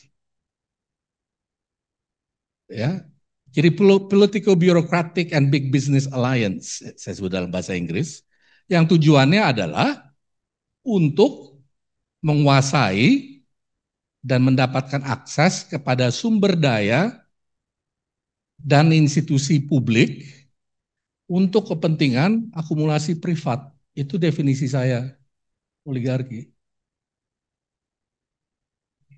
Ya, jadi aliansi antara politisi, birokrasi, dan bisnis untuk menguasai institusi publik dan sumber dayanya, ya, untuk kepentingan akumulasi privatnya. Jadi contohnya gini, Garuda segala macam itu, Pertamina segala bisa anjlok semua. Tapi yang menguasai mereka kaya terus. Karena mereka mengakumulasi modal dari akses dan kuasa mereka terhadap lembaga-lembaga ini. Oke, jadi saya jawab dengan definisi saya yang berbeda, gitu ya. Oke, gimana? Saya agak kasar. Oh iya, jadi dengan definisi seperti itu, apa pertanyaan net value-nya menjadi redundant gitu loh, ya, karena it's a relationship, it's a social relationship, gitu. Ya, iya. Ya. Masa depan, desentralisasi. Oke. Pertama, menurut saya dengan segala hormat pada teman-teman saya yang Muhammadiyah NU, dan saya bilang di depan muka mereka sendiri, menurut saya kalian adalah bagian dari oligarki, ya. Dan nggak ada yang terlalu protes sama saya itu, kalau saya ngomong begitu. Artinya ini saya ngomong pimpinan-pimpinan gitu loh, ya. Ya. Mereka nggak terlalu protes sama saya kalau saya ngomong gitu, ya kenyataannya gitu. Artinya kalau you lihat sejarah NU Muhammadiyah sampai ke zaman kolonial, dari dulu dia itu mendukung siapapun yang berkuasa. Karena sumber daya dia itu adalah dari yang berkuasa. Itulah ekonomi politik dari organisasi-organisasi ini dari dulu sampai sekarang. Ya, jadi memang benar, serta exclusively mengharapkan perubahan muncul dari organisasi-organisasi ini, menurut saya memang keliru. Walaupun mungkin ada pocket-pocket ya dalam organisasi tersebut yang sifatnya progresif, ya, ya. Tapi dia kalau dia pocket-pocket aja, dia kan sendirian di situ, kesepian, lama-lama mati dia.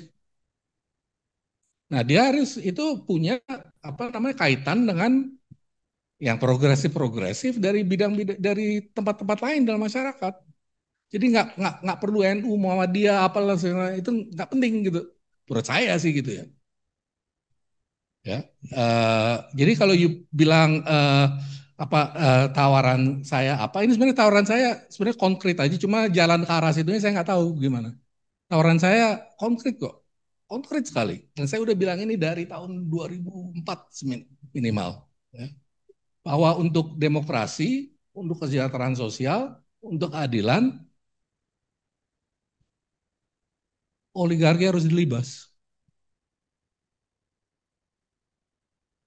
Dan reformasi itu kemarin tidak melibas oligarki. Dia cuma hanya melibas Soeharto. Oligarkinya tetap ada.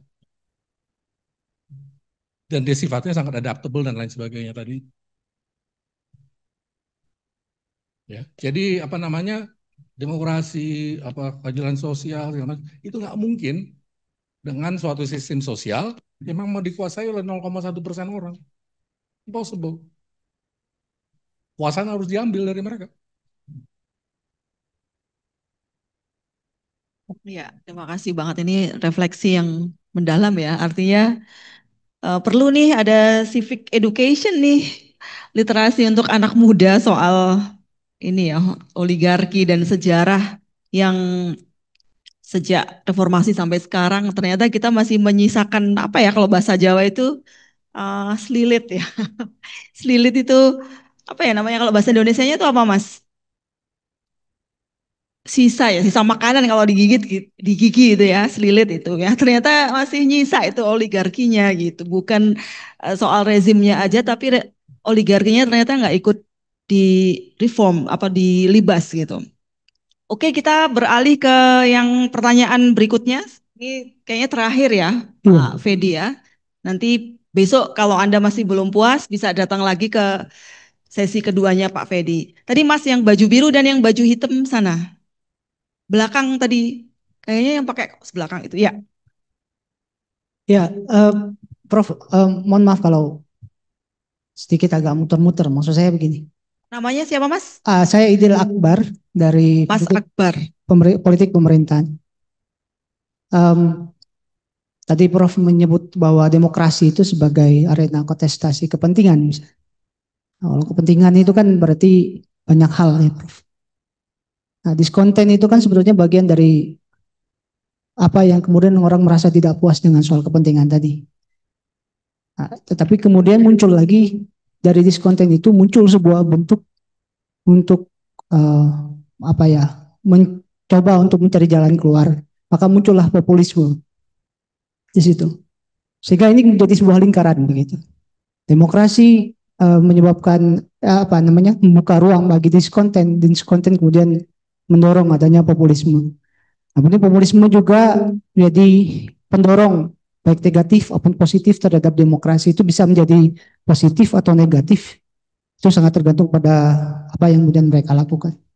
Nah, tetapi yang paling utama juga bahwa perpaduan antara diskonten dan populisme ini terhadap demokrasi bisa memunculkan apa yang disebut dengan illiberal demokrasi gitu. Nah, kira-kira Prof bagaimana melihat atau memandang kelindahan seperti ini? Itu kan sesuatu yang katakanlah agak complicated lah begitu untuk menjelaskan posisi sebetulnya. Dan sebelum kita mempertanyakan soal masa depan demokrasi, terutama dalam konteks Indonesia dan sebagainya. Terima kasih, Prof.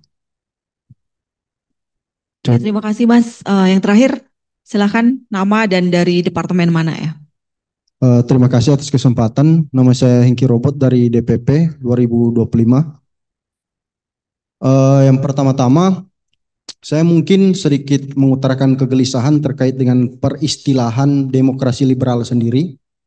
Di mana mungkin istilah ini kemudian sangat-sangat populer ketika saya masuk di DPP UGM. Yang sebenarnya menurut saya itu sebuah pengistilahan yang cukup keliru ketika mengatakan demokrasi liberal yang sekedar untuk menunjukkan bahwa Indonesia itu menjalankan pemilu. Yang sebenarnya kehidupan politik kita itu sama sekali tidak liberal.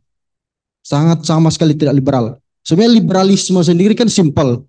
Hak individu, hak ekonomi politik, kepemilikan pribadi, kemudian ekonomi yang lebih bebas. Nah, sementara indikator-indikator itu kemudian sangat minim kita dapati di Indonesia. Nah, itu sekedar protes saya terhadap peristilahan demokrasi liberal itu. Seolah-olah liberalisme itu cuman sekedar menunjukkan bahwa ada pemilu yang kemudian dijalankan di Indonesia. Kemudian yang kedua terkait dengan soal oligarki yang kemudian dibahas sama Prof tadi, bahwa kita itu bisa lebih baik ketika oligarki itu dilibas. Nah, menurut saya kehadiran oligarki ini pun sendiri adalah konsekuensi daripada ketika misalnya secara antropologi atau secara kultural kita terlalu mengandalkan negara dalam konteks ini. Maka dari itu kemudian struktur ekonomi kita dikuasai oleh oligarki yang itu sama sekali tidak liberal juga. Kalau mau dibilang liberalisme ya misalnya pasar bebas, apakah ada? Ya enggak. Proteksionisme daripada negara kemudian hari ini sangat-sangat dominan. Persoalan energi, Pertamina misalnya, apakah di situ ada liberalisme? Sangat-sangat tidak, karena monopoli oligarki yang itu semua dari negara. Jadi istilahnya liberalisme ini seolah menjadi istilah yang berkonotasi negatif gitu. Itu mungkin sekedar gugatan saya. Nah, kemudian yang terakhir soal masa depan demokrasi yang ada di era populer diskonten ini. Memang kan populer diskonten ini kalau misalnya merujuk dari apa yang Prof jelaskan tadi, yang kemudian kita asumsikan demokrasi mengalami kemunduran adalah janji misalnya neoliberalisme yang kemudian tidak tertepati. di mana kita semakin sulit mendapatkan pekerjaan, yang kemudian itu juga ditunjang misalnya oleh Thomas Piketty di dalam risalah sangat besarnya itu tentang disparitas ekonomi yang kemudian makin menjulang tinggi, makin jauh antara, makanya muncul istilah yang makin kaya makin kaya, kemudian yang miskin makin miskin. Tapi apakah benar demikian? Ada beberapa literatur juga kayak misalnya Yuval Noah Harari yang kemudian mengatakan bahwa dari tahun 1900-an dibandingkan dengan yang sekarang, kita masih lebih sejahtera loh dari misalnya PDB, setiap individu, pendapatan per kapita kita. Apakah, nah dari situ kemudian saya mempertanyakan, apakah memang iya, kemudian kemunduran demokrasi saat ini, itu misalnya disebabkan oleh popular discontent ini, apakah kemudian demokrasi yang menyebabkan itu? Nah di sini saya lebih melihat persoalan oligarki dan peran negara yang kemudian terlalu besar mengurus kehidupan berbagai macam sisi-sisi kehidupan kita. Mungkin itu, terima kasih. Oke, terima kasih Mas. Tadi pertanyaan terakhir ya dari 2 sesi kuliah Pak Fedi ya hari ini dan besok. Silakan Pak Fedi di respon. Terima kasih. Yang tadi disebut Pak Akbar itu saya setuju, justru itu yang salah satu hal yang saya kemukakan, bahwa popular discontent ini menjadi suatu pemicu buat populisme sayap kanan gitu, dan bahwa populisme sayap kanan itu kemudian menguasai institusi-institusi demokrasi sehingga semakin bersifat iliberal gitu ya. Jadi kaitannya itu memang seperti saya bilang, seperti Anda bilang tadi itu gitu loh. Ya jadi terima kasih bahwa Anda mengartikulasikan itu secara lebih concise. Tapi kurang lebih begitu ya, oke? Ya. Terus mengenai Indonesia demokrasi, memang Indonesia enggak demokrasi liberal, dan menurut saya banyak itu orang yang mengatakan masalahnya adalah kita terlalu liberal segala macam. Itu menurut saya itu retorika orang yang suka otoritarianisme. Karena Anda benar gitu loh, dalam banyak indikator itu ya liberalnya di mana gitu Indonesia gitu ya.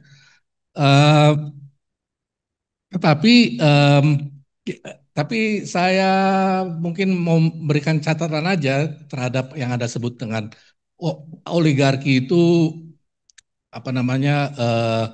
bertahan karena kultur masyarakat secara antropologis yang terlalu tergantung pada negara. Oligarki itu nggak hanya ada di Indonesia gitu loh.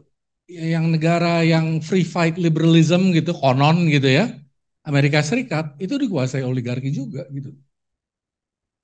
Ya, jadi bukannya karena oligarki itu tidak harus di dalam suatu perekonomian yang dikuasai negara. It can work di dalam perekonomian yang lebih liberal. Dan di Amerika saat ini misalnya faksi oligarki yang berperan adalah yang tidak suka dengan neoliberalisme. Karena neoliberalisme itu harus ada regulatory frameworks gitu untuk kompetisi dan segala macam. Dia nggak mau itu. Ya, dia maunya ini monopoli terhadap hak untuk membor minyak, ya, untuk menambang gitu, dan itu berkaitan dengan faksi atau sektor gitu ya yang bikin senjata gitu ya. Yang pro neoliberalisme adalah faksi yang berpusat pada sektor finansial. Karena itu memerlukan modal untuk berpindah kemana-mana secara cepat. Makanya kalau kita lihat, ya ini sangat penyederhanaan ya gitu ya. Tapi kurang lebih sektor finansial dari oligarki Amerika itu cenderung pro Partai Demokrat.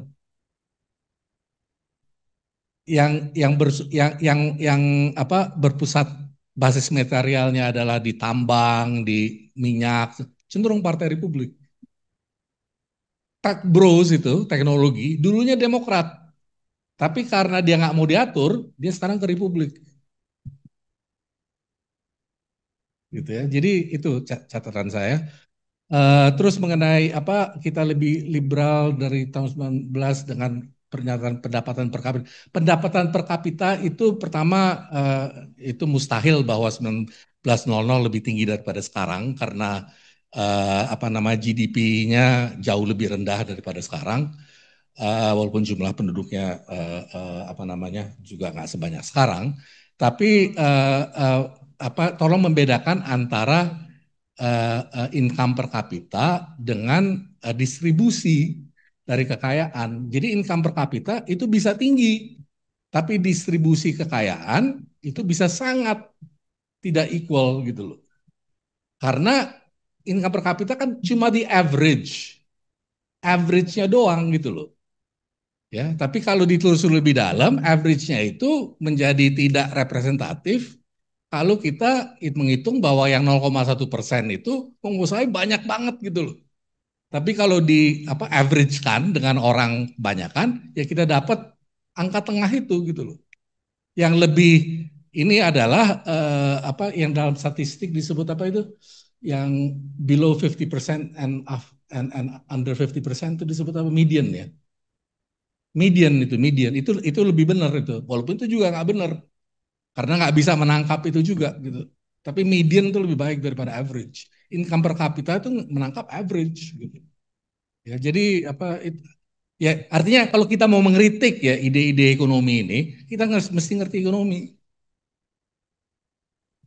Ya jadi ini saya sering pesan ini kepada murid-murid saya ini di Fakultas Ilmu Sosial, Politik segala macam. Yang kadang-kadang kita ini cenderung kan mengkritik kebijakan pemerintah gitu, apalagi kebijakan ekonomi yang dianggap adil segala macam. Nah, saya ini dari umur 20-an udah terbiasa berkelahi dengan ekonomi neoklasik gitu. Dan untuk itu saya harus belajar ekonomi.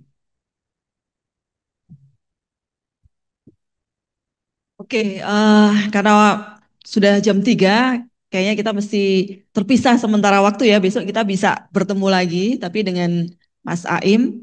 Pak Pedi, apakah bisa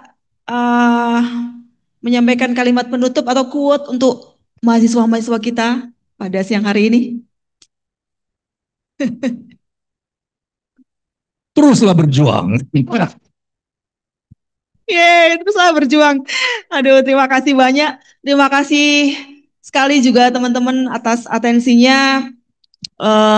Kita bisa menarik benang merah ya bahwa masa depan demokrasi ternyata nggak linear ya. Ada banyak sekali serabut-serabut yang mesti kita urai karena ada banyak sekali kontestasi dan saya rasa fenomena popular discontent ini bukan hanya sekedar riak-riak aja. Ini ada banyak sekali behind stories di balik itu gitu. Dan ini momentum dan sekaligus mungkin menjadi ya gelombang ya untuk menuntut kita supaya berpikir lagi soal demokrasi tidak hanya sekedar maknanya tapi juga bagaimana institusinya, prakteknya, dan saya rasa ini tadi untuk recommendation mungkin bisa jadi civic education juga untuk para generasi muda Gen Z bahwa ya ternyata tadi ya riak-riak selilit oligarki itu perlu kita eksplorasi lebih mendalam dan besok kita dengarkan lagi soal oligarki ya di Indonesia ini seperti apa. Mungkin saya promote ya besok kuliah jam 10 sampai jam 12 judulnya adalah oligarki setelah reformasi berakhir. Semoga teman-teman bisa ikut hadir dan berdiskusi, bertanya dan semoga kita menghasilkan sintesa ya atas diskusi kita pada siang hari ini dan juga besok.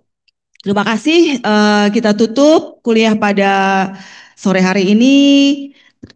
Assalamualaikum warahmatullahi wabarakatuh. Tepuk tangan untuk Pak Fedi.